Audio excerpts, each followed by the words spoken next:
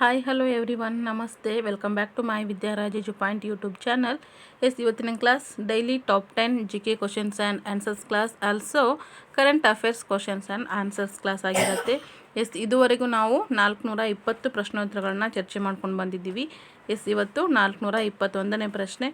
ಇವತ್ತು ಕೂಡ ನಾವು 10 ಜನರಲ್ ನಾಲೆಜ್ದ ಪ್ರಶ್ನೋತ್ತರಗಳನ್ನ ನೋಡ್ತಾ ಇದ್ದೀವಿ. ಹಾಗಿದ್ರೆ ಇವತ್ತಿನ ಕ್ಲಾಸ್ನ ಮೊದಲ ಪ್ರಶ್ನೆ ಏನು ಅಂತ ನೋಡೋಣ. ಅದಕ್ಕೂ ಮುಂಚೆ ಯಾರೆಲ್ಲ ಈ ಒಂದು ಕ್ಲಾಸನ್ನು ಹೊಸೊಬ್ರು ನೋಡ್ತಾ ಇದ್ರು, ಸೊ ಪ್ಲೀಸ್ ಸಬ್ಸ್ಕ್ರೈಬ್ ಮಾಡ್ಕೊಳ್ಳಿ. ವಿಡಿಯೋ ಇಷ್ಟ ಆದರೆ ಲೈಕ್ ಮಾಡಿ, ಹಾಗೆಯೇ ನಿಮ್ಮ ಫ್ಯಾಮಿಲಿ ಫ್ರೆಂಡ್ಸ್ ಎಲ್ರಿಗೂ ಸಹ ಇದನ್ನು ಸಾಧ್ಯವಾದಷ್ಟು ಶೇರ್ ಮಾಡ್ತಾ ಬನ್ನಿ, ಸರಿನಾ? ಹಾಗಿದ್ರೆ ಮೊದಲ ಪ್ರಶ್ನೆ ನೋಡಿ, 421ನೇ ಪ್ರಶ್ನೆ. ಬೃಹತ್ ಜಾತಕವನ್ನು ಬರೆದವರು ಯಾರು? ಬೃಹತ್ ಜಾತಕವನ್ನು ಬರೆದವರು ಯಾರು? ಉತ್ತರ ನೋಡೋಣ ಬನ್ನಿ.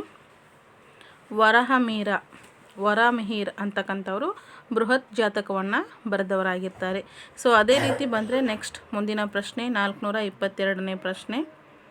ಬೌದ್ಧ ಧರ್ಮ ಸ್ವೀಕರಿಸಲು ಅಶೋಕನಿಗೆ ಪ್ರಭಾವ ಬೀರಿದವರು ಯಾರು? ಬೌದ್ಧ ಧರ್ಮ ಸ್ವೀಕರಿಸಲು ಅಶೋಕನಿಗೆ ಪ್ರಭಾವ ಬೀರಿದವರು ಯಾರು?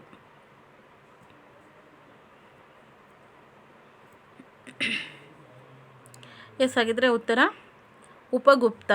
ಉಪಗುಪ್ತ ಬೌದ್ಧ ಧರ್ಮ ಸ್ವೀಕರಿಸಲು ಅಶೋಕನಿಗೆ ಪ್ರಭಾವ ಬೀರಿದವರಾಗಿರ್ತಾರೆ ಅಂತಕ್ಕಂಥದ್ದನ್ನು ಕಂಡ್ಕೊತೀವಿ.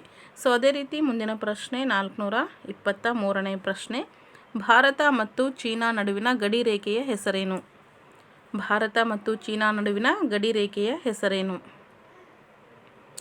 ಸ್ನೇಹಿತರೆ, ನಾವು ಇವಾಗಲೇ 450 ಪ್ರಶ್ನೋತ್ತರಗಳ ಸಮೀಪ ಬಂದಿದ್ದೀವಿ. ಸೊ ಅದೇ ರೀತಿ 500 ಪ್ರಶ್ನೆಗಳು ಕಂಪ್ಲೀಟ್ ಆದ ನಂತರ ಈ ಒಂದು 100ರಿಂದ 500 ಪ್ರಶ್ನೆಗಳವರೆಗೂ PDF ಖಂಡಿತ ನಿಮಗೆ ಸಿಗುತ್ತೆ.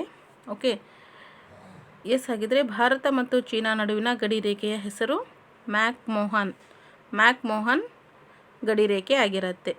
ಯಾವುದ್ರು ಭಾರತ ಮತ್ತು ಚೀನಾದ ನಡುವಿರ್ತಕ್ಕಂಥದ್ದು. ಸೊ ನೆಕ್ಸ್ಟ್ ಈಗ ಮುಂದಿನ ಪ್ರಶ್ನೆ 424ನೇ ಪ್ರಶ್ನೆ. ಸಾರ್ಕ್ ಸ್ಥಾಪನೆಯಾಗಿದ್ದು ಯಾವಾಗ? ಸಾರ್ಕ್ ಸ್ಥಾಪನೆಯಾಗಿದ್ದು ಯಾವಾಗ?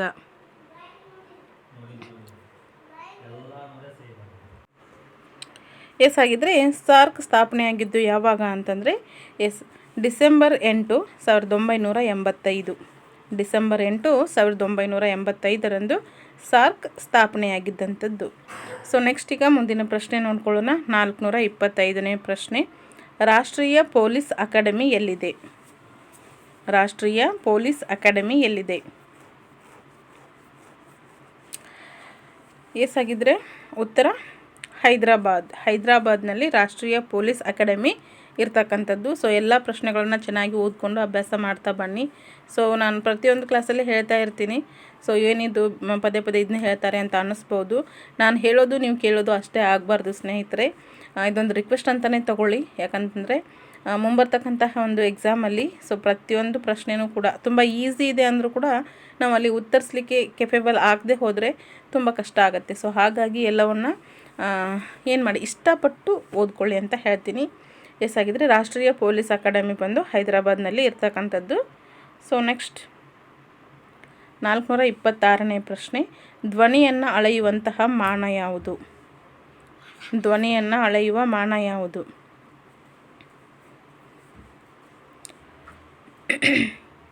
ಉತ್ತರ ಬಂದು ಡೆಸಿಬಲ್ ಅಂತಕ್ಕಂಥದ್ದು. ಓಕೆ, ಧ್ವನಿ ಅಂತಂದರೆ ಶಬ್ದ. ಸೊ ಧ್ವನಿ ಶಬ್ದ ಎರಡೂ ಕೂಡ ಒಂದೇ ಆಗುತ್ತೆ. ಹಾಗಿದ್ರೆ ಧ್ವನಿಯನ್ನು ಅಳೆಯುವಂತಹ ಮಾನ ಅಥವಾ ಮಾಪಕ ಡೆಸಿಬಲ್ ಆಗಿರುತ್ತೆ. ಸೊ ನೆಕ್ಸ್ಟ್ ಈಗ ಮುಂದಿನ ಪ್ರಶ್ನೆ 427ನೇ ಪ್ರಶ್ನೆ. ಬೆಂಗಳೂರಿನಲ್ಲಿ ಕಬ್ಬನ್ ಪಾರ್ಕನ್ನು ಯಾರು ಅಭಿವೃದ್ಧಿಪಡಿಸಿದರು ಅಂತಕ್ಕಂಥದ್ದು.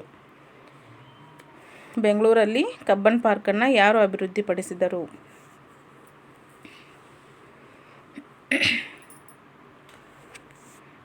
ಉತ್ತರ ನೋಡಿ, ಲಾರ್ಡ್ ಬೌರಿಂಗ್ ಅಂತಕ್ಕಂಥವ್ರು ಬೆಂಗಳೂರಿನಲ್ಲಿ ಕಬ್ಬನ್ ಪಾರ್ಕನ್ನು ಅಭಿವೃದ್ಧಿಪಡಿಸಿರ್ತಾರೆ. ಸೊ ಅದೇ ರೀತಿ 428ನೇ ಪ್ರಶ್ನೆ. 428ನೇ ಪ್ರಶ್ನೆ. ದರಿಯಾ ದೌಲತ್ ಅರಮನೆ ಯಾರಿಗೆ ಸಂಬಂಧಿಸಿದೆ? ದರಿಯಾ ದೌಲತ್ ಅರಮನೆ ಯಾರಿಗೆ ಸಂಬಂಧಿಸಿದೆ?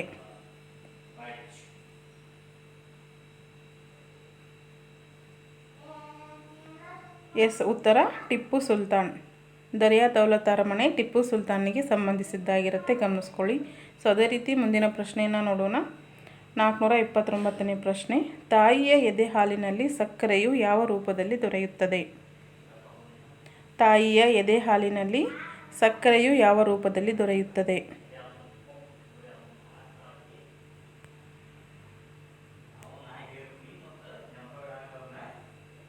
ಉತ್ತರ ಲ್ಯಾಕ್ಟೋಸ್. ನೆಕ್ಸ್ಟ್ ಈಗ ಕೊನೆಯ ಪ್ರಶ್ನೆ. ಈ ಒಂದು ಕ್ಲಾಸ್ನ ಕೊನೆಯ ಪ್ರಶ್ನೆ 10ನೇ ಪ್ರಶ್ನೆ, 430ನೇ ಪ್ರಶ್ನೆ. ಪಶು ವೈದ್ಯ ವಿಶ್ವವಿದ್ಯಾಲಯ ಕರ್ನಾಟಕದಲ್ಲಿ ಎಲ್ಲಿದೆ?